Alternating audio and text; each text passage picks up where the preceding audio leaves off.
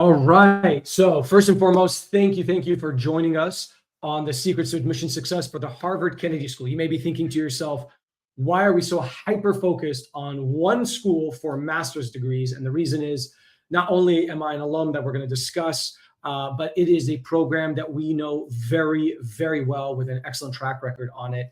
And it is one that is sought after, highly applied to, and extremely difficult to get into and actually complete the application. So we really wanted to provide you guys with a very in-depth webinar. And I have to say, I'm really excited because there's a lot of information we're going to get through. And I think this is going to be extremely beneficial to people applying to the Kennedy School and in some ways applying to any other policy-related program out there in terms of how we're going to go through, how you want to think through it, in terms of the essays and how to answer them and so forth. So let's get started because we got a lot to go through. And let me give you a quick background of myself. So I attended UCLA for my undergraduate, went to law school at Berkeley, did my first master's in Cambridge. And so in fact, when even I applied to the Kennedy School, I asked myself, is it even important to even bother putting together and applying to another master's program since I already did one at Cambridge in international relations? But I then founded Right Track, started meeting a lot of folks that were applying to the school. And then I shifted my focus and started working as a US government attorney doing international development. That got me really into the public service, public space, so to speak. And that really pushed me to kind of rethink if I needed another master's. And I really wanted to pursue this one specifically at the Kennedy School, where I was going to get much more into why in a little bit, but I really want to pursue it because I felt that this was a great opportunity for me to really take stock of what I've done and allow me to pivot and move into different directions in terms of my career and really kind of fine tune my own leadership, management perspective and abilities, acumen, as well as meet folks from a lot of different countries and so forth. So it really resonated with me. And it actually, oddly enough, started with me helping a client one-on-one who told me about the Kennedy School. I looked into it. The client eventually got accepted to the Kennedy School. And then I eventually worked with quite a few number of others until then I decided to throw my hat in the ring and apply myself. So I applied in 2015, was accepted to the mid-career Masters in Public Administration in 2016.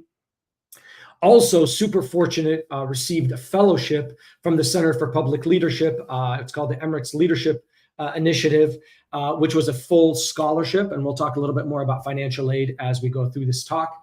About a year later, after I graduated, I was on the selection committee for applicants who applied to that scholarship in 2018, 2019. We worked selecting future fellows because there's an interview process for that, which we can speak about. And then now I am the co-chair of the Alumni Council for the Center for Public Leadership, also being able to support the community in as much as I can. Because if there's one thing you're going to learn about Harvard, it has an incredible alumni community, and specifically at the Harvard Kennedy School from a local and international perspective. So I feel that we are very well suited to support candidates for the Kennedy School, again, because again, I'm an alum.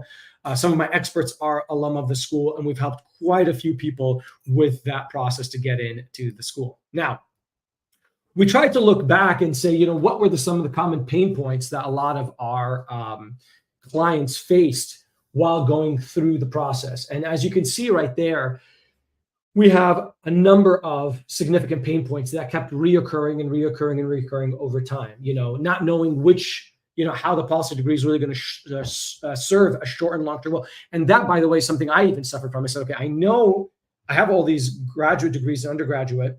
I know the work I've done, but how is a graduate degree from the Kennedy School going to be able to help me to the next level of my career?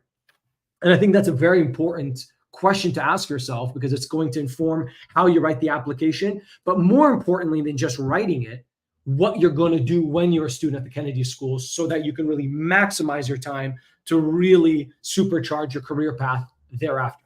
So I think that's a very important question a lot of people are confused about and not really understanding. Another question, obviously, is how do you create the narrative, the story?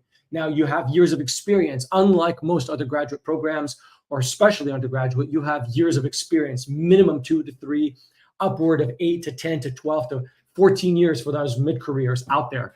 And so what story are you going to select to be able to really make yourself a standout applicant that fits together? And the Kennedy School helps you there because the application materials are going to ask you, the questions they're going to ask you are really going to allow you to kind of tease that out through the process. There's also a lack of support in terms of mapping out that testing strategy, figuring out selecting recommenders, figuring out which of the programs you're going to select. Was it going to be the mid-career? Is it going to be just the 2-year MPA? Are you going to be doing the MPP, or are you going to do the MPID? Which one of those programs really is best suited for you that also allows you to get into the school? Because some of them, they're going to be like, wait a second, this person's applying to a mid-career, but only has 6 years of experience. Sorry, denied. While if you had applied for the 2-year MPA, you would have been in a better standing, in a better situation. There's a difficulty creating the resume, right? Compelling essays, really creating the addendum that's going to be able to mitigate those profile weaknesses that you may have. And that is probably one of the toughest parts and really prevents people from even bothering to apply because there's so many moving parts. I think on my last count, there was about 9 different parts of the application or more. That we'll go through right now. I literally memorized them because we're working with clients right now on their applications. And so I know them inside out. And then finally, it's really the issue of balancing. You've got work commitments, life commitments, and then you've got this application kind of hovering over your head, and you've got to submit by December 3rd. So you find people rushing to the last minute, some people even begging the school if they could submit afterwards and so forth. So in the end of the day, there are so many consistent pain points. And what we did is we created our service, the comprehensive application support services for the Kennedy School, really to assuage and fix and provide solutions to those services. But even if you don't take on our services, this is why we created this webinar, so that at least, for free, you can understand what you're about to get yourself into and how you can kind of navigate the process. All right. Why select the Kennedy School? I'm going to confine on you guys, and I really, really hope this works out. But I am in the process, as we speak, writing a mastery guide about the Kennedy School. I hope it will be done for candidates applying in this season. And as I went through writing this mastery guide, I went through and I said to myself, why did I apply to the Kennedy School? Why was I so bullish on it? And I'm going to tell you guys something, and I don't want you guys to copy this. I only applied to the Kennedy School because in my mind, I said, I already have a law degree, so I'm a lawyer. And I already have the ability to practice law. I already have a master's degree. So why am I really doing this? And that's kind of where I came down to the idea of like, hang on a second. There are certain things that really make the Kennedy School very appealing for someone like me with my credentials at this point in my career. And that's why I selected it. And here are some of those reasons. The mission of the school very much aligned with my own life pursuits, which is really public service in many ways. Now, it may not be public service working for the government again. I've already done that for 5 years, but it's public oriented in that you want to serve the greater good. It's not necessarily like, no offense to folks, but somebody who works in an investment bank that's just trying to make money off money, right? But it's more mission oriented. It's more public service oriented. And the school pushes you in that direction, which is another reason that I stayed committed to the school.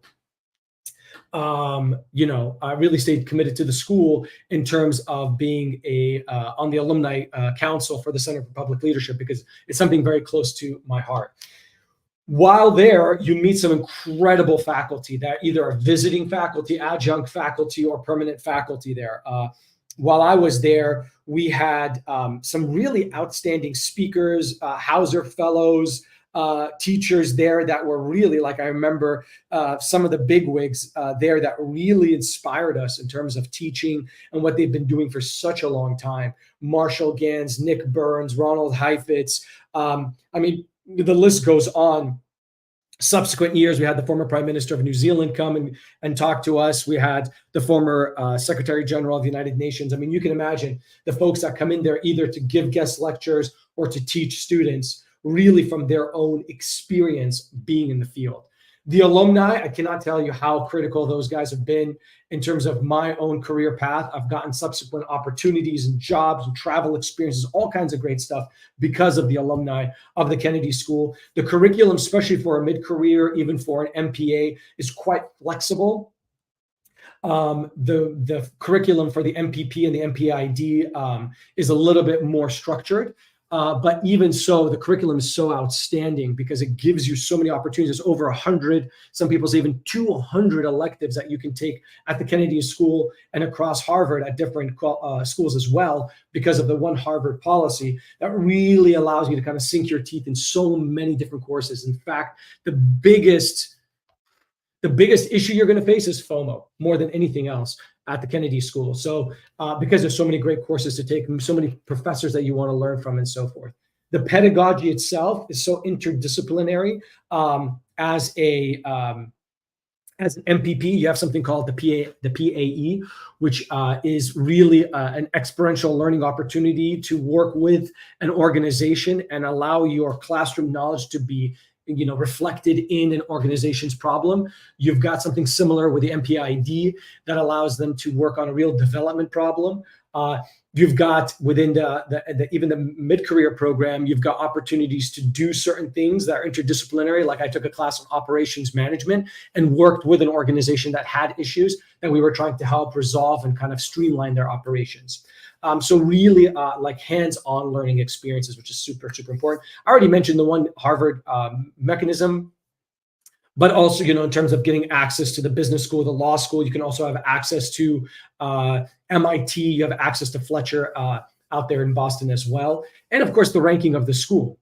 It is always ranked typically in the top 5 policy schools in America and really globally. That really makes it a standout institution to be affiliated with and part of. So those are the reasons really to select the Kennedy School as an institution. And you ask yourself, well, what are the qualities that the Kennedy School looks for? I've kind of listed it out here for you, but I want to attach a C to each one of those. So bear with me as I try to remember how I did this, because I thought it was very, very interesting. Again, I'm kind of rethinking all of this because it really is kind of informed in my own book that I'm writing on this process. I don't want to say book, but really kind of like a guide, a mastery guide on the process. But basically, each one of these, I'm going to attach a C to it so that you can remember it easier in terms of what the school kind of looks for. And again, I want to say and preface all of what I'm telling you today that these are my opinions, my experiences. This is not endorsed by the Kennedy School in any shape or form. So, take it as you like it. But this is, again, my own experiences. So let's kind of go through each one of them. The first C is capable. And capable fits into the professional experiences right there. They want people that are capable, that can add value to the class, that have had experiences in the real world. And they have the capability of handling that rigor of, classroom discussions, classroom work, and so forth. So I think the first C is capable, and that fits into that professional experiences. And how do you demonstrate that? Really in the letters of recommendation, as well as your resume. The second C is curious, and that comes into the strong academic record. You want to show they have an insatiable desire to learn, and that desire to learn has been reflected to a very strong academic record. It's a very, very rigorous program in a lot of ways. Some people go in and really get clobbered with the type of classes. I kind of found a middle ground. I didn't want to take classes that are going to literally keep me in the library all the time. But I also want to take classes where I had almost no frame of knowledge so that I could learn new things and add to my acumen, right? So that's kind of what they look for, someone who could really reflect that, which is why GPA is important. And for some of those folks out there who have to take the GRE, which is pretty much most candidates of the Kennedy School have to take the GRE or the GMAT as well. So that's really reflected in your transcripts and in your test scores as well. The third C is communicative, right? And that really kind of falls into high English proficiency, but really is the ability to communicate well, oral communication, written communication, how well you are as a writer, as an orator, as someone who can kind of really reflect, because there's no point of having someone in the class that really does not contribute whatsoever in terms of classroom discussions and so forth. And obviously the Kennedy School is made up of about, I think, at last, on last count, and I will see if I can find this, guys, for you. On last count, the Kennedy School, I think, has almost 50% international students, which I think is really, really an incredible statistic to kind of think about in terms of the people there. So just something to kind of reflect on. Quite a few international folks. So obviously they, even though a lot of folks' English is a second language, they do want you to show and reflect your English proficiency in that regard. Now, let me quickly give you guys a couple of other C's that I think are very, very important as well. Let me see if I can find those for you. Boom, boom, boom. So the other C's are collaborative, which really comes down to the concept of leadership right there, in terms of having strong teamwork and strong leadership skills, working well with others. They definitely want to make sure that you have that experience, that strong leadership, because again, the Kennedy School is all about leadership, specifically in public service. So you really want to reflect that type of leadership in your different things that you've done, and you demonstrate that in the essays, the resume, and those letters of recommendation again. Compassionate is another factor that the school looks for, and that's why we talk about that commitment to public service, and that you really care about other people's plights and issues that they have faced themselves, right? Super, super important. So you really want to reflect what you have done. Now, there are people who come to the Kennedy School with a purely consulting background.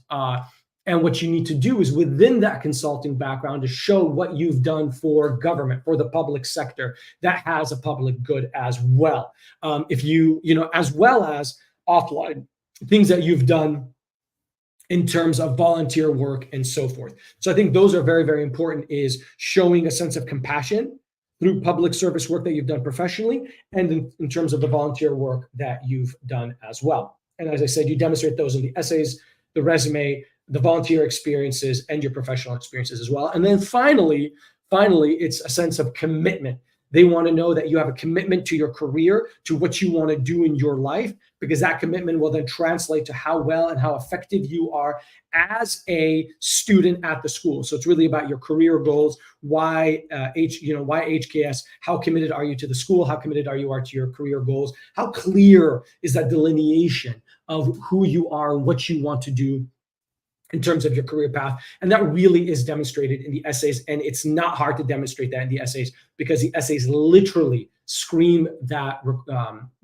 desire to learn that about you. Now, I do want to note that we're going to be talking about the essays, probably zero in and focus on some of the essays in part 2 of this HKS webinar series. So definitely make sure to tune into that, because we have a lot of learnings and stuff that we want to share with you in terms of the essay writing process itself.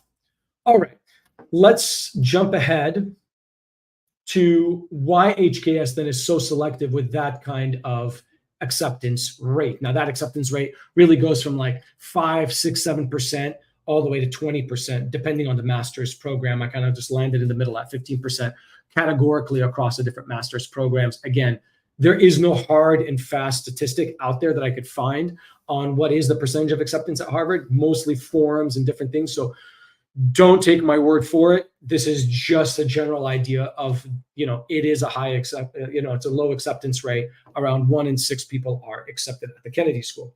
And the reason for that is because they have a lot of outstanding applications. People put a lot of time into the application process. Also, folks have a very diverse background. So if you're someone who has a cookie cutter, I worked in consulting, and then there's 100 applicants applying from consulting, then the end of the day, the school is going to be like, we can only select so many people that have that kind of background. And the idea then is, if you have a diverse background, a lot of people do, that really kind of makes it more competitive and more exciting for the school. There are school quotas. Again, don't quote, this is not coming from the school. This is just from my own experience seeing it. There are quotas. Those quotas fall into, they don't want to overcorrect on one nationality, on one group of people. Let's use the mid-careers, for example. 56% of the mid-career program is international, which means about 40 plus, 43, 44% are, US based. So that makes it a little bit more difficult for US applicants to apply to the Kennedy School on aggregate, and even more difficult for people from certain countries to apply because you can't overcorrect. Even though India has 1.4 billion people and they're extremely qualified, have very qualified applicants, they can only admit so many from a certain group of folks, because otherwise it would lack the diversity to provide perspectives of opinions. Again, this is not the school telling me this. This is not written anywhere, but this is just kind of my own observations that there are quotas that exist. So you really got to shine compared to your peers. Test scores, obviously folks do extremely well because they're applying to the Kennedy School. And if they don't do well, then they end up not applying or not getting admitted. So the test scores tend to be high and they expect high test results. There's increased competition every year on year. The number of people who apply is higher and higher and higher. And that really is because it's such a flexible degree that you can do all kinds of stuff with it, whether you're an MPP or an MPA. And if you look at the different jobs that people pursue, it really runs the gamut from that perspective. Again, hopefully I can get this guidebook done this year. And in there, I have some of the statistics. But even if I don't, just take a look online, go to the HKS website, and you'll see in there where people land in terms of jobs afterwards. So because of that, there's a lot of people that apply to the Kennedy School because it really allows them a lot of flexibility in terms of jobs. And of course, the academic grades. People have done extremely, extremely well in their undergraduate that apply to the Kennedy School. And so therefore, the grades matter. Now, as you move up like an MPA or a mid-career, the grades are a little less important because you have a lot more professional experience than someone who's an MPP and MPID in terms of those programs and what their grade requirements are. So again, just general scope, why is the Kennedy School so selective? While trying to go through it, we just kind of quickly mentioned this, but I do recommend that you go to the website. You can even check out their social media accounts to get a scoop of what's going on there in real time. Check out the school blogs, which I actually wrote a couple of blogs before I graduated. One on the 9 things I wish I knew to really maximize my time at the Kennedy School. Another one talking about public service because I joined a trek where we went to the island of Lesbos in Greece, helping Syrian refugees in my last month of the school. So I kind of wrote about that and the necessity of public service at the Kennedy School. So check out the school blogs so you get some really good insider tips about the school itself from them. There's informational sessions that they provide year-round, virtual tours that you can take, visit the campus, which I think is extremely important to do and very much worthwhile. And then there's certain opportunities where if you don't want to get the Kennedy School degree or you want to get a sample of what the Kennedy School has to offer, there are certain opportunities like executive education, there's leadership camps, there's also something called the PLC, which I believe is a public leadership credential, which is a year-long program that is a fast track runway into the mid-career program itself. So if you do that course, you complete it, you do well in it, it really kind of gives you a backdoor into the mid-career program because the school has seen that you've been able to excel at the school through a credential, through a certificate program. And so they'll definitely give you a closer look in terms of your application. And then talk to students and alum, like myself. That was something I did when I was investigating the school. I spoke to a lot of students, alum of the school as well. I visited the campus. I talked to staff members. I talked to faculty to really kind of get the inside scoop on the Kennedy School. And I think it made a difference when I submitted my application because it showed demonstrated interest. All right, guys, ask any questions about this. I feel like I'm locked and loaded in this. This is something I know extremely well. I've been doing it for a long time. For the last 10 years, I've been working on the Kennedy School application. So, please ask any questions as you like. This, I think, is an important question to ask. Should you apply now, as in this year, or should you postpone to future years? And I think that's a very, very important question to ask yourself because you don't want to apply this year if waiting 1 additional year or 2 additional years can really give you a better footing. Now, you can apply. You may be denied. And if you're denied, it's not a problem at all because you can reapply in future years with the idea that you can only apply 3 times, I believe, in your lifetime. So you don't want to apply, or I think it's in your lifetime or 3 in consecutive years. I can't remember what it is. But sadly, last year, we worked with an applicant that didn't know that rule. We didn't know that rule. He was applying for a 4th time and got immediately denied because he had already applied 3 previous times before he came to us. But he was able to use the application and get into another top-ranked policy program in the end. So it worked out for him. But that is something that we learned, is that you have only a certain number of times that you can apply. So use it wisely, but it's almost, I think it's 3 times consecutively. So, you can apply this year and wait. But to avoid that pain, think about these 8 factors when you're deciding whether you want to apply now or apply later. Your test results. Is it going to help that you wait an extra, year and, take the test results in the fall, right? Not the fall, excuse me, the winter or in the spring of next year, so that you can get a better GRE or GMAT score? In terms of professional experience, are you on the cusp of getting promoted? Are you about to pivot in your career? Doing something that's going to help your whole narrative really improve, that you wouldn't otherwise have. So that's something else that you can also consider, is like, oh, I just got promoted. I want to do this for a year or two and then apply, so that I can show more professional experience at a higher level that I know the school would really like, especially in terms of what I want to do after. How is the market? Is the market tanking? Is the market doing well? If the market's doing well, you may not want to jump out and go to grad school. If the market is tanking, then maybe that's a good time to leave the market, get more credentials and accolades, and then go back into the market even more qualified to get a better position, right? And then as I said, in terms of career timing, is this the right time to go? And I say career timing, but I should also say life timing as well. I'm surprised I didn't put that in there. But is this the right time in terms of school, in terms of your own life? Maybe you just got married and you don't want to take that time away. Maybe you just relocated to another country. Maybe you just had a child and you don't have the bandwidth to travel with them. Even though I've got to say the Kennedy School is really great. We had so many people in the mid-career class that brought their spouses with them, who are able to take classes with them, even though they don't get a degree, obviously, but they were able to audit classes and so forth. There's obviously daycare, there's schooling. You're in one of the best school districts in the world. Oh, in the world, that's crazy. In America, out there in Boston. So you're going to be fine from that perspective. But again, career timing, life timing, you have to also assess that. The strength of your recommendations. How strong your recommenders. Maybe you've got, 1 great recommender and 2 lukewarm ones. So you need to spend another year trying to find better recommendations. I wouldn't just postpone simply because of the recommenders, but maybe it's a combination of a couple of those things. Your English proficiency. Maybe you need another year to really fine tune your English proficiency so you can crush that TOEFL and the IELTS. You have to get, I believe, 100 plus in the TOEFL and, oh my God, I'm blanking.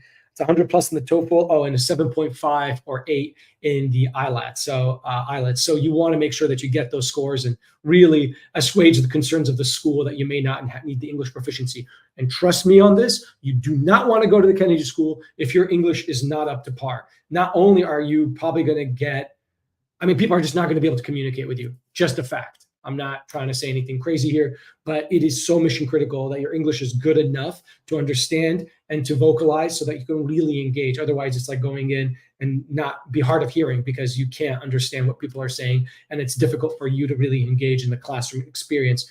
At the cost of what you're going to pay for Harvard, it is so, so important that you really are fully engaged. Financial aid.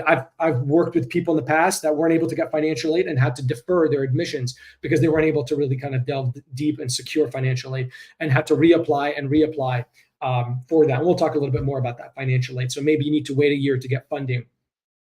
Your goals, your life goals or your career goals start to shift, and your application preparation, you just don't have the time, right? 0 time to work on this. And so at the end of the day, you say to yourself, hey, I just don't have the time to work on this year because I'm so swamped. There's no point in putting a half-baked application together if you can wait a little bit and apply with a much, much better application, which is kind of, I'm not, a kind of shameless plug for Right Track. This is exactly why people come to us, because they're like, dude, I don't have the time to work on this. And that's where we come in, because we can fast track that whole process and do what you would, normally people would do in 4 months. We can do it in a month. Because again, we've done this so many times, how to directly get into your story, directly answer all those questions that the school is asking and help you come up with that whole theme, that concept, that the ideas really help you with the ideating process so that you can really fast track your applications. And then the demonstrated interest, we spoke a little bit about that with that PLC, that public leadership credential that you can get and really show the school. And so maybe you take a year out to do that course, or take a year out to do some executive education or visiting the campus and taking some courses, just so that you can show the school that you really, really are committed to that program. And as I said, for myself, I visited the campus, spoke to faculty, spoke to staff at the school, spoke to alums, spoke to students, audited the class. Like I was not going to make a mistake. I went in there all guns blazing so that I could be put in the best position possible. Okay, we got a question from Hadis who said, what master's has the lowest admit rate? Exactly, and that is right. You got it. The MPID is probably the one with the lowest rate because it is also the one with the fewest number of seats available for it. I believe, I'm just going to throw this out there, try to remember, because I literally just looked this up. And what I would recommend you do is, what if you're interested in applying, and even if you're not interested in applying this year but next year, is go to type in HKS admissions brochure and then sign up to the school, and they will send you the admissions brochure or the master's program brochure for last year, for 2024, and you'll get all the updated statistics. It's a great brochure that the school put together that will really kind of help you out. Yes, thank you to my colleague for posting it there. You can download it and see the brochure, and they'll tell you how many students. If I guessed, I want to say there was 200 people in the mid-career program, 230 and change, because I literally was looking at this last night as I was writing the mastery guide in the MPP program. I want to say maybe 100 and change in the MPA program and about 80 something in the MPAID. And the reason it's so such a low admissions rate, Hadis, is because the requirements for it in your academic record and how difficult and rigorous that program is. I mean, you take courses with PhD students, it's that rigorous in terms of microeconomics, like really tough levels of calculus, statistics, you name it. So you've really got to prove that you have that capability to do that and what you want to do with it. So I hope that answers that question for you, Hadis. And I think we're going to go through the master's programs right now. Booyah! Tell me that does not come in perfectly in terms of timing. Thank you for stepping in. So there it is, my friend. It's a 2-year program. As you know, the MPID program, international development, not specified, focused on developments, rigorous quantitative and economic training, right? So for me, this was literally the last program on earth that I'd want to do, because I'm a lawyer and I'm not anything to do with quantitative economics and so forth. I took micro and macro in college, and it was torture. You've got the MPP, which is 2 years. Again, you got to have a couple of years of experience within it. I would say at least 2 to 3 years. Here it's preferred. You know, they prefer it, but it's not required per se. But having a couple of years would be great, because it really kind of allows you, the more professional experience you have, the more it mitigates and offsets a lower GPA and a lower standardized score. Obviously, there's diminishing returns, but I think that's a good rule of thumb to think about. Is, you know, a good example is the mid-career program. If you have 7, 8, 9, 10 years of experience doing some really phenomenal stuff, but you have like a 3.4, 3.5 GPA, it offsets it, right? Versus if you're an MPP and you don't have any experience, and they're going to have to really put a lot of emphasis on your GPA versus the few years you have of experience that you can bring to the classroom. Okay, the MPA is a weird one. It's 2 years. It doesn't specify experience, but I can almost guarantee you that they're going to look for it. They do want, as far as I know, I don't know if this rule changed, graduate, that you have to have a graduate degree. Either you're working on a graduate degree or you've completed a graduate degree to do the 2-year MPA. You can't just kind of roll into it, because people are going to be like, what's the difference between these two, other than this is a more structured curriculum and this is a less structured? Is that people here tend to be about 28 years old. People here tend to be about 25 years old. Here people tend to be 25 years old. And here people tend to be about 37 years old.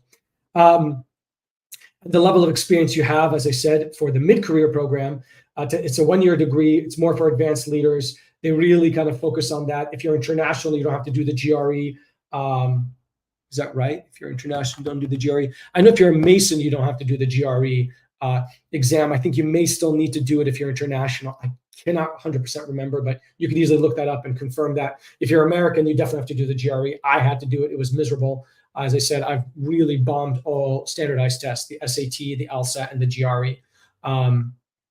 So in the end, it requires 8 years of experience. I had at the time, because I'd done law school and a master's degree, I had, even though I think I was 36 when I applied, I had just at 8 years of experience. So they do value the experience, and that's very, very important. I've had clients who come to us who are 31 and say, hey, I want to apply for the mid-career. And it's that weird age because you're not sure if 30, 31, even 29, 30, let's say 31 latest or the earliest you can apply to the mid-career. 29, 30, I would say start looking at the MPA for the 2-year degree or wait a year and apply to the mid-career. The mid-career in general is the easiest to get into in terms of just purely percentage of acceptance. I think it's, again, don't quote me on this, but I think it's somewhere around 20% are admitted to the mid-career program. And the least, as we said, the MPID, as Hadis was asking, which probably is under 10% admission. Again, don't quote me. This is from what I know, even though the school doesn't post that information. All right. Any questions? Okay, we got a question. Let me just kind of quickly read that.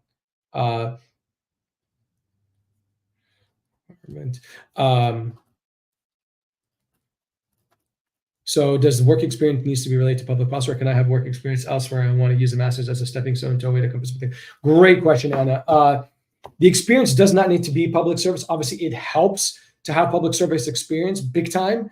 But I can tell you there's quite a few people that we've worked with that have private sector experience that want to work into the public sector and transition. You just have to make that very clear and show it's not like an afterthought that you want to work in the public sector, but something transpired over the course of your life or the course of your career pursuits that really want to push you towards public sector work. Now, some people are going to be like, well, what about innovation? If I was working at a bank or whatever, and now I want to go into innovation, is that considered public service? Obviously, let's think about it, because what that does is you want to show that your innovation, your startup, your idea has public service related,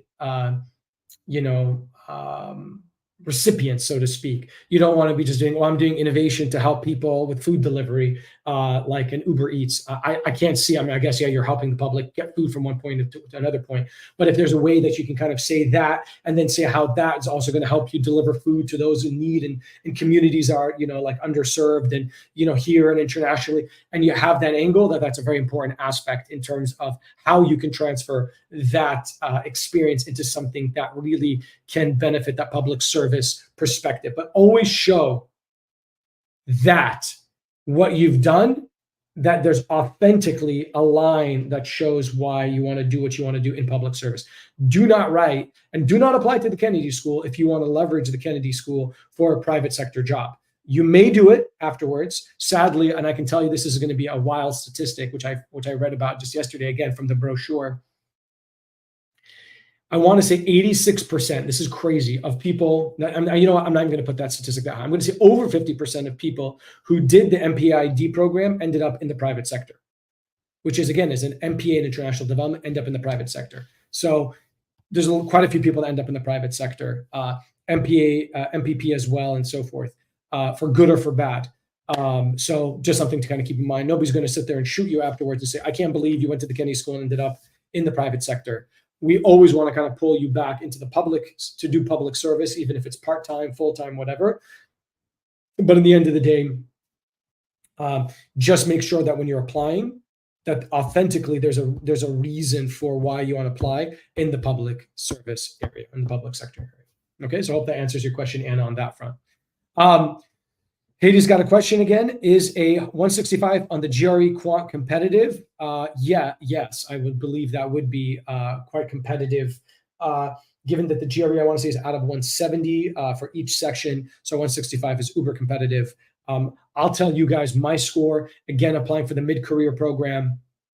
So the requirements were less. I think I got a 159 in the verbal reasoning, which is nuts because English is my premium #1 language, and I'm a lawyer and I write all the time, and as you can tell, I can articulate, and I suck at standardized tests, and I got a 159 and I got a 154, I think, in my quant for the mid-career program. But again, because I had so many years of experience, I had all these other graduate degrees, I think, and because it was a mid-career, quantitative is not as critical. I think in the end of the day, they weren't that as fussed as looking at my application holistically. But for example, it is if you're applying for the MPID, then a 165, I think, is a solid score to get into that mid-career program.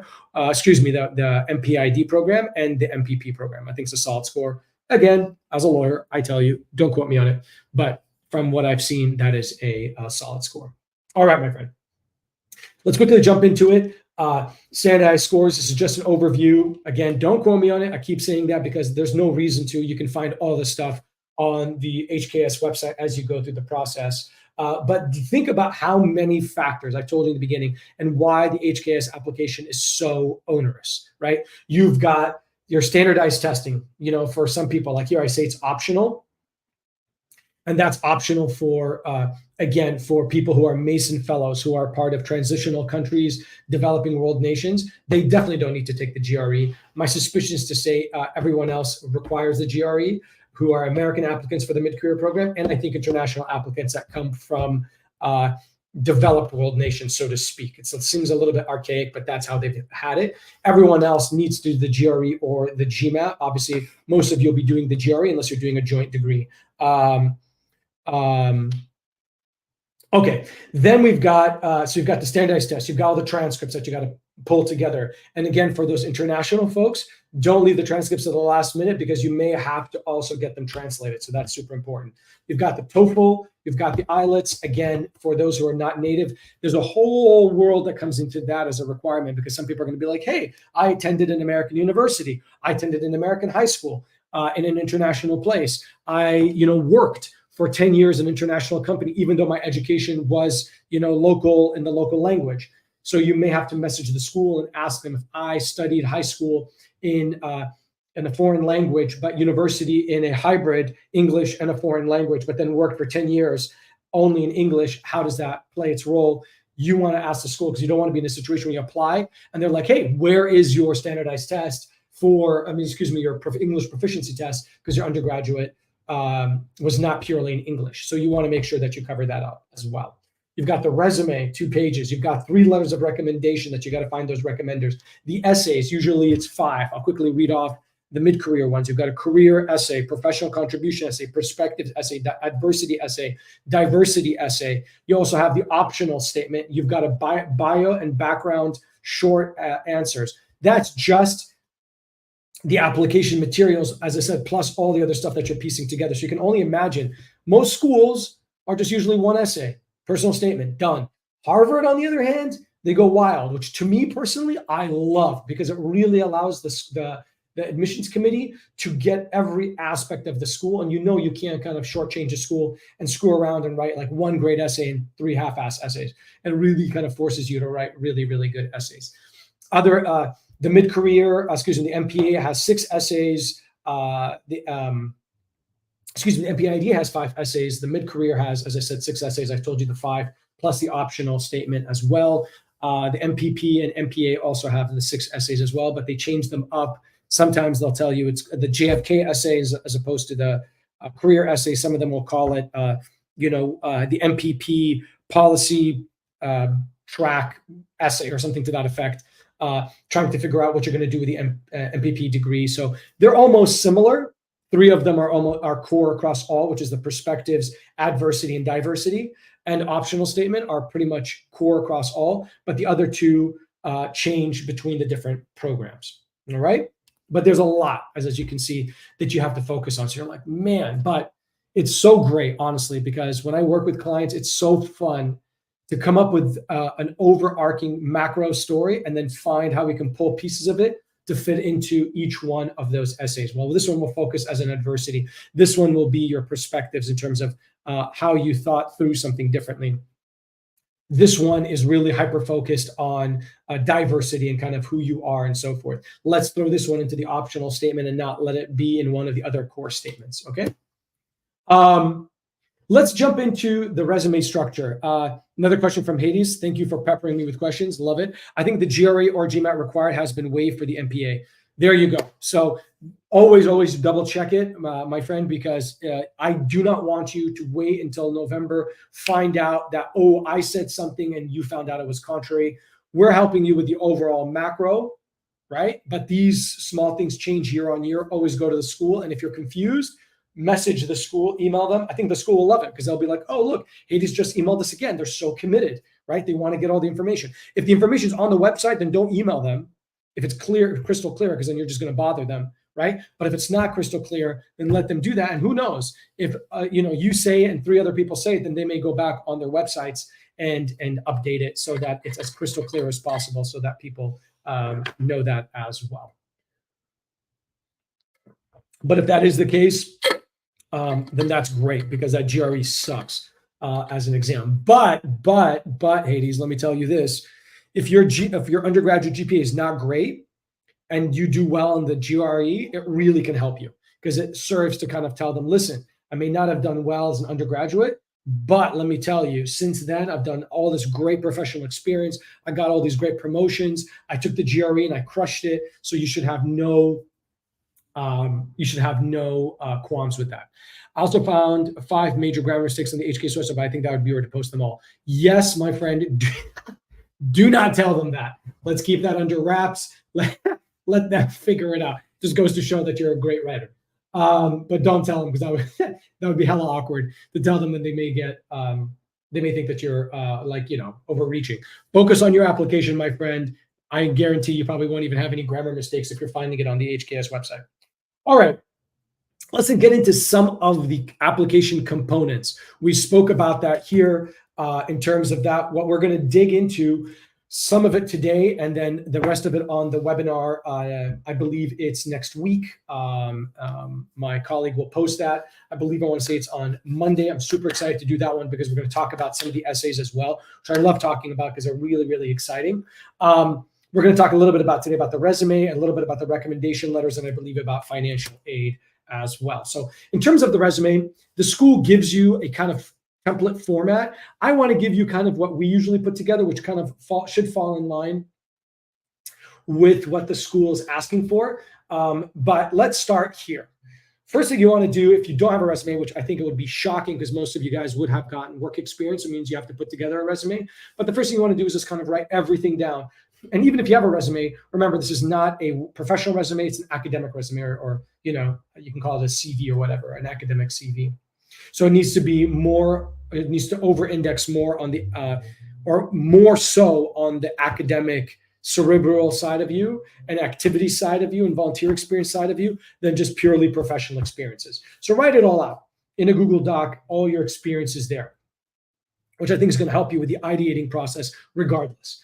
Then I would start, and I would list them, not just your academic honors, which you definitely should, but also start listing other things as well that make you have a unique profile. Remember, the thing about the resume is your catch-all. So what you cannot include in the other essays, and even what you include, should all be in the resume. It's the catch-all that grabs everything in one location so that nothing is missed. But don't just dump everything in the resume if it doesn't flow whatsoever with an application to a policy-related program, right? But I'm sure you can find places to put things and still make it relevant. And I talk about that here. And then make those experiences, compassion, creativity, innovation, analytical thinking, leadership, all those kind of things that we talked about in terms of those 5 C's. I really want to kind of bring that out here. Now, as you can see on the screen, you want to start off with your education, unless you are an MPA mid-career. Then I assume you probably want to start with professional, especially if you've been like 15 years out and you have no other graduate degree after your undergraduate, then maybe you start with professional. But for those who are MPAs, MPIDs, and MPPs, I would start with education first, listing the honors, the achievements, selected class, the activities that you did during school. Then go into the professional and start talking about, like you have your title, your dates, your location, your hours, a summary of the company in case it's, it's not like something that someone knows, like a Fortune 500 that they don't know about. And then you have your job responsibilities and achievements. But remember, measurable results. Don't just tell me what you did, but tell me how that had an impact, okay? Then I would have a section for volunteer, which is so important because the school looks for it. We talked about that concept of public service and compassion. Then for those that don't fit into those, you've got an activities section that may talk about other things that you've done that are not necessarily volunteer or professional, but you still want to highlight to the school. Then you have your interests and skills. Some people include this, some people don't. I love it. I think it's so important. If you do some really cool stuff, and don't say reading, running, traveling, cooking, all that crap. That means nothing. You have to say, what type of cuisine do you cook? What type of reading? Modern Russian literature. What type of running? Competitive long distance, ultra marathon running, or whatever it is, right? What kind of traveling? Adventure traveling, nature traveling, right? So you really want to kind of drill down to think about those things that make you a unique candidate. And then other possible sections you can add in there, obviously still keeping it within 2 pages as we discussed, is you can have a section on publications, certificates, and licenses. I had that because I had a bar license in different states. I had some certificates. I think I did some online courses as well for operations and stuff like that. So I included in there speaking engagements. I don't even know if I included that.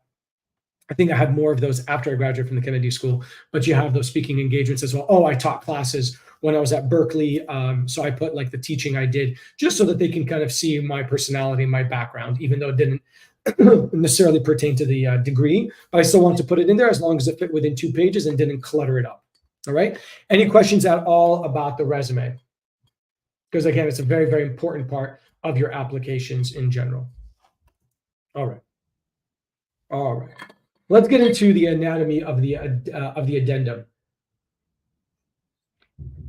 Let me read you the question. If you have any concerns about your prior experience, professional or personal background that you would like to share with the admissions committee, please provide the explanation here.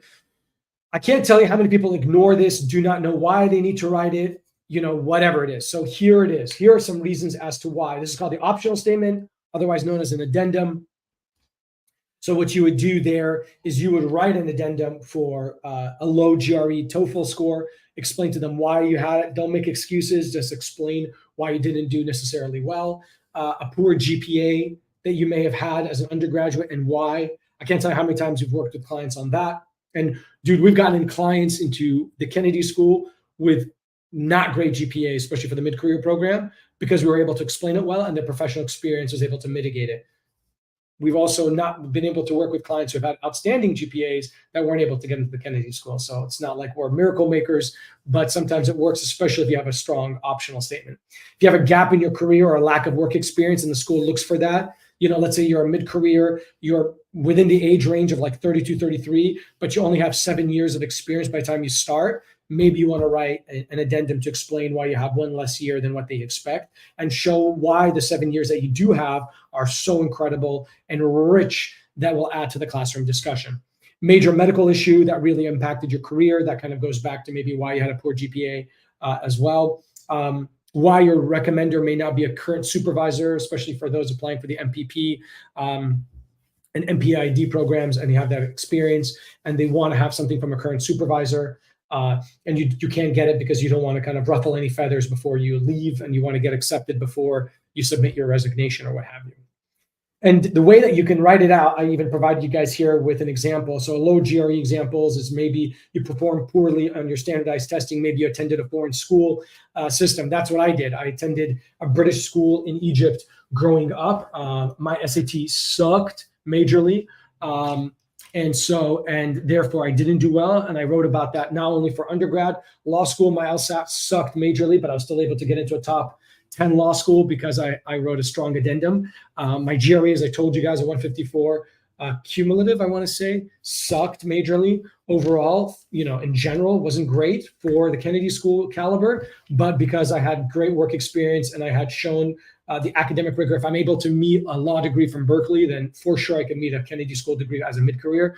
Trust me, that is true because law is, JD is no joke. If you have a proven diagnosed learning disability, you can also talk about that there as to explain why you have a low GRE score. I also have a example for a poor GPA, took on too many activities. You weren't able to balance your time effectively. Maybe you took on part-time or full-time work and weren't able to, again, effectively do your studies. Maybe you took care of a loved one in college. So just some things to think about. And remember, it's always explanations, not excuses. Do not blame other people. Own it and go from there. So the idea is how you want to kind of do this is think about this in terms of a structure. In terms of an introduction, you want to start off with introduction, context, and an educational learning experience. Always introduction, context, education. So here you're going to say, I'm writing this addendum to better explain my undergraduate GPA, which may not necessarily meet the standards required for the academic rigor of the Kennedy School, whatever. Then for context, you say, I studied in here, I took care of a loved one, I had to do a part-time job. I remember I had one client actually recently who, this is crazy, but she was studying, and her country's currency got devalued overnight, and so the tuition and living expenses doubled for her, and so she essentially had to get a part-time job to pay off, because as an international student she didn't get a lot of foreign aid, so she had to pay for it, and so that happened, and so it impacted her grades for that year. But then she kind of improved later on. So that is the context explanation of what transpired. And the education learning experience is to say, even though life can throw you a lemon, like what is the saying? You can still make lemonade out of it. You can still do the best you possibly can, learn from the learning experience, and really kind of propel yourself in terms of your life and how you're going to use those experiences in the future. So that kind of explains that for you. Let's quickly talk, because we're running a little bit out of time, but let's quickly talk about letters of recommendation. They require 3 for the Kennedy School. Make sure that you ask them at least 2 to 3 months in advance. That's super, super important.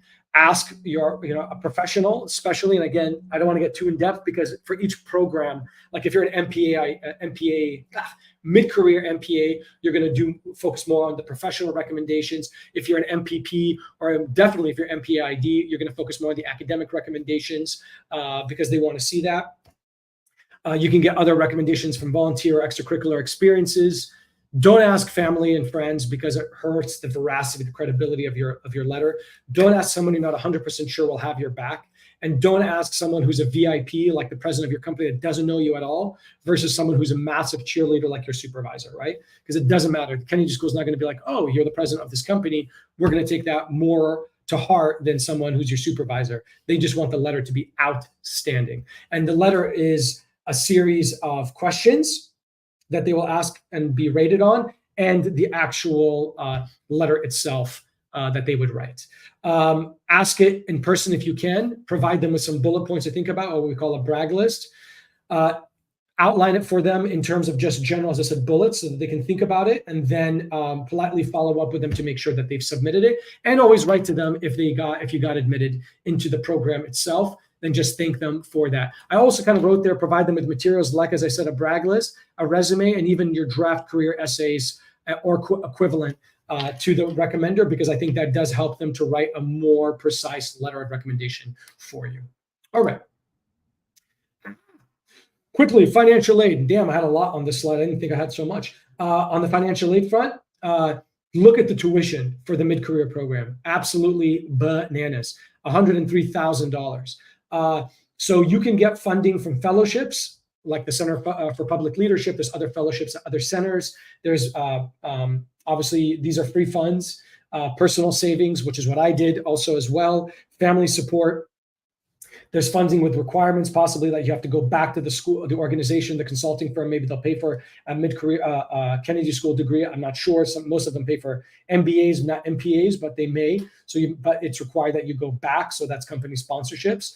And then you have subsidized and unsubsidized loans. I don't want to get too nitty-gritty about that, but subsidized, from understanding for Americans, means that you don't have to pay back the interest as soon as you take it out. And unsubsidized means you have to start paying interest on it as soon as you take it. And that could add up. I graduated, thank God, debt-free and with a profit from HKS.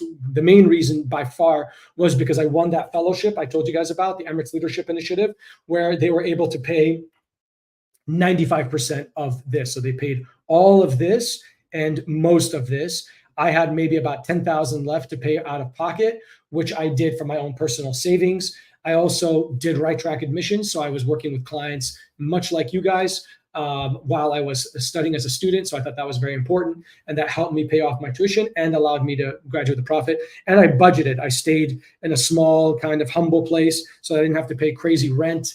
I was just careful with my payments, so that I didn't kind of overreach. But I was still able to travel and still do whatever. Again, as a mid-career, you're lucky you can do that, because in the end of the day, you've already worked for 8 years, so you should have some savings there as well. I'm going to keep going for another 2-3 minutes, because we started a little bit later. So I'll grab a couple of more minutes from you guys so we can start at the hour mark. These were the fellowships at the Kennedy School. There's really 7 of them, of the main core Center for Public Leadership fellowships. There's other fellowships and other scholarships out there, but I just want to quickly mention these to you. And what you want to do is you want to look at them and see which ones you qualify for. So I qualified for the Emirates because, as someone from the Middle East and as someone who worked even though I work for the US government, even though I'm American by nationality, I am international. And I worked with the US government on a Middle East policy. So I was very focused on the Middle East as well. So I was able to qualify for this. Not common. Not many people that apply for the leadership for the ELI typically are from the Middle East itself. A few are hyphenated within the US. And I was thankfully, one of those select few. I also qualified for the Zuckerman, and I interviewed with them as well in terms of public service. And those really, it takes place when you have a lot of dual degrees, like from the law school or School of Public Health or so forth, usually qualified to be a Zuckerman. You've got this, which is usually HBS, HKS. You got the Gleitzman, who are for activists, social activists. The George, which is again for joint degree between HBS and HKS. So there's two of those there. You've got the equity, which is for people of color that have overcome, as they say, dismantled societal barriers to equity, and that's their goals. You've got the Black Family Fellowship, which is for veterans. And then you've got this one, which is a really recent addition, but it's not really for applicants, the current applicants. It's more for current students who want to get certain experience during their summer. So it's a summer fellowship. But these are great, and it requires another application, and it requires an interview process. I did this. I really, really hyper-focused, and I wanted my degree to be paid for, because I'm like, guys, I literally dedicated 5 years of my life to public service in the government, in the Department of Commerce. I don't think it's fair that I would have to pay $100,000 for my degree when I've dedicated myself to public service. And so therefore, I was very thankful to receive this scholarship. Okay, guys. Before I answer your questions, let me quickly say who we are. This is the team. Some of these guys are graduates from the Kennedy School itself. Some of them are at graduate school at Harvard. Some of them went to Harvard undergraduate. Some of them are just phenomenons. Truman scholars, pursuing PhDs, got into top-rated law school, which let me tell you, if you can get into law school in a top school, you're going to get into the Kennedy School, because law school is no joke, which is why we work a lot with our clients for the Kennedy School, for law school and MBA programs at top schools. But as you said, diverse background, academically accomplished, and they all have real world experience, which they can then use to better understand your narrative. An incredible team. Guys, I am so damn proud of these dudes, because not only have these guys worked with clients, but they've worked with clients on the international level. Last year, we had a government contract with a foreign government. We worked with 20 of their applicants from their public sector, and we doubled their admission rates and quadrupled their KPI. So we were really, really happy with that. And a lot of these guys were the experts on those programs. So really, I'm telling you, we are so freaking confident and proud of what we can do for you guys from the Kennedy School, which is why I literally have created a webinar just for the Kennedy School, because we're that confident about our ability to at least help you navigate this very, very difficult process, and why I'm so pumped and literally working every day on creating this mastery guide. I hope, God willing, that I could finish it before the end of this term, so that you guys can get it and read it, which has a lot of what we've discussed and really kind of expanding on it. All right, let me quickly answer some of these last minute questions. How can I strengthen my application as someone applying directly after my undergraduate degree with only an internship experience and no full-time experience? It really is going to come down to, Rohan, having a phenomenal GRE score and really outstanding grades, and a commitment that you have shown in terms of your undergraduate experience and that internship, why you want to pursue public service, whether it's international development or whether it's the MPP, which are the only two options that you really have. So you really, really have to focus. While me, I didn't have to have such outstanding grades. Again, thank God I had really great grades from UCLA. I graduated, near top of my class, but it didn't matter, because I had all these subsequent graduate degrees, and I was applying for a mid-career where the GPA requirement is not as high as the MPP and the MPAID. But what you've got to do is really make sure your academic record is stellar, your GRE is stellar. I would visit the campus and talk to people there, so you can show that demonstrated interest. I think those are three significant ways you can do it. But let's go back to what we talked about, right?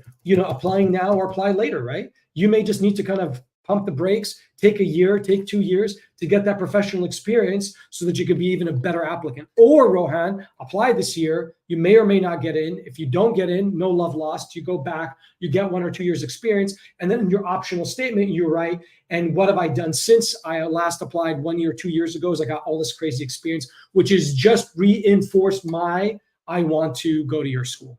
All right. Hopefully that gives you some understanding on that. You apply for fellowships after getting admitted correctly. That's exactly correct, Hades. Thank you for the timeline. We'll talk about the timeline in part 2 of this Kennedy School webinar. But essentially you apply in December 3rd, and then around January, I think 10th or something like that, the applications are due for the financial aid. But Hades, you're already locked and loaded. When you submit your application in December, use the rest of December to work on your fellowship application. So in the beginning of January, you're not kind of rushing to do it. Think about it, guys.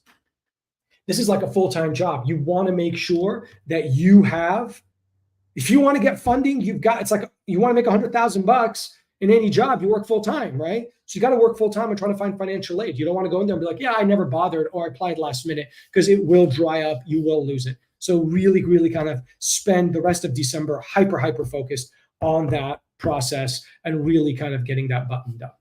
All right, guys. I think that's pretty much it. We've got the webinar coming up on the 30th of September. Guys, good luck. I really hope to see you guys on the 30th of September. I think it's going to be really, really important. And cross your fingers, we can get that mastery guide done. So hopefully I can get it done by October. Anna and my colleagues, are really kind of pushing hard to get that done and cross the goal line. So hopefully I can help you guys have that as well. Thank you guys for bearing with me. I know we went over an hour, but hopefully it was good and a great start to our webinar series. Thanks, guys.